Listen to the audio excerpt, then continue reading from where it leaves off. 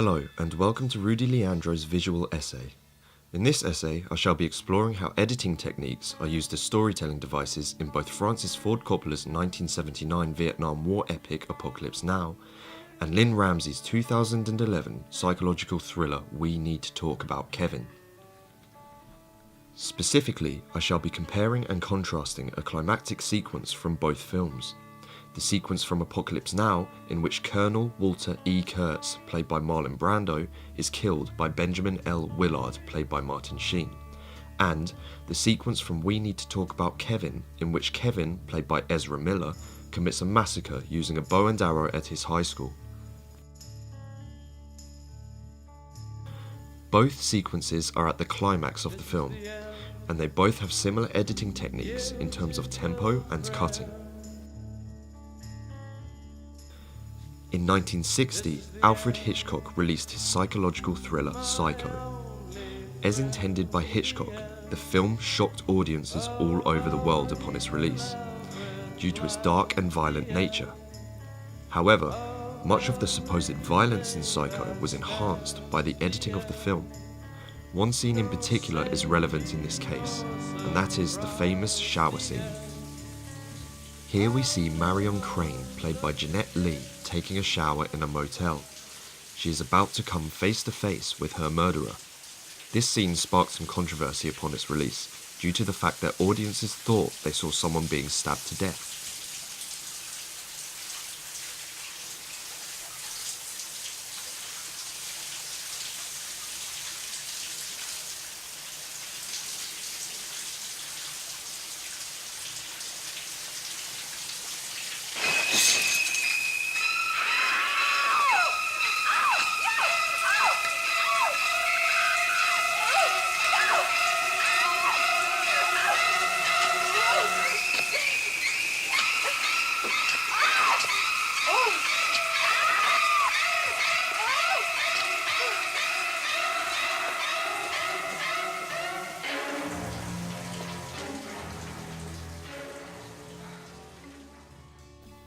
But let's take a closer look. If we slow the footage down, we can see that you never actually see the knife penetrate Marion. Any real violence is avoided by the editing.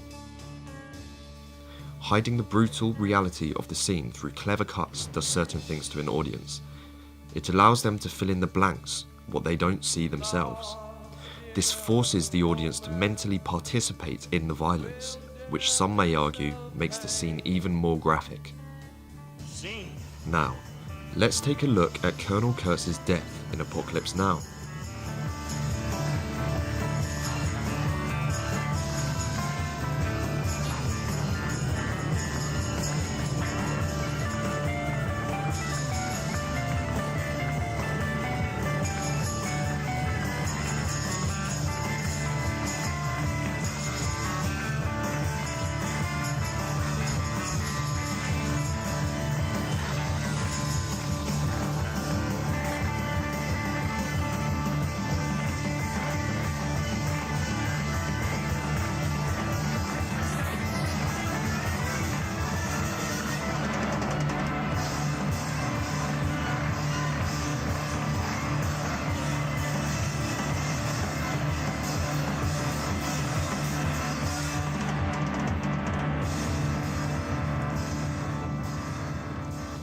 Notice any similarities?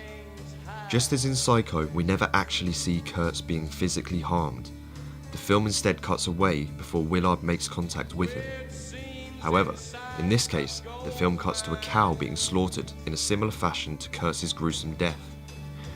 Although you do not see Kurtz's flesh being sliced into, you do still see the flesh of the cow being sliced into via match-on-action cuts. This allows the audience to associate the two images together and gives the impression that they really have witnessed a man's death. A similar technique was used back in 1929 by Louis Buñuel and Salvador Dali in their surrealist short film Un Chien Andalou. Again, you never actually see a woman's eye being cut, but you do see a pig's eye being cut. Both films leave the audience to fill in the blanks themselves through their own imagination, forcing the viewer to become an active participant in the storytelling. Now, let's have a look at the High School Massacre sequence in We Need to Talk About Kevin.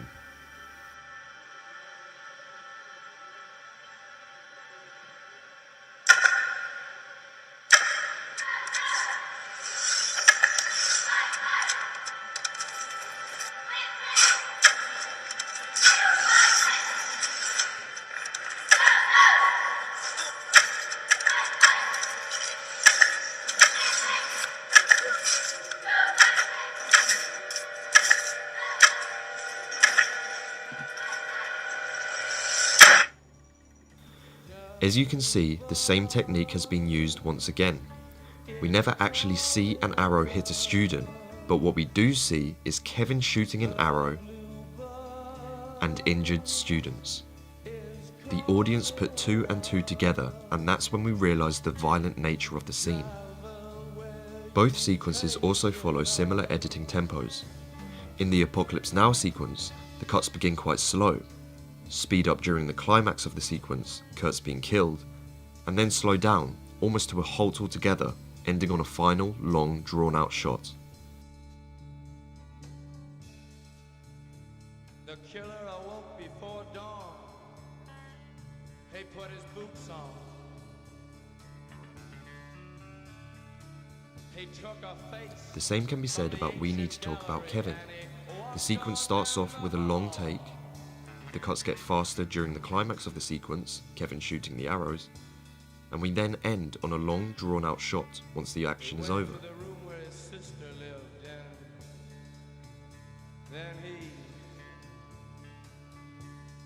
This concludes my visual essay on editing techniques. Thank you for listening.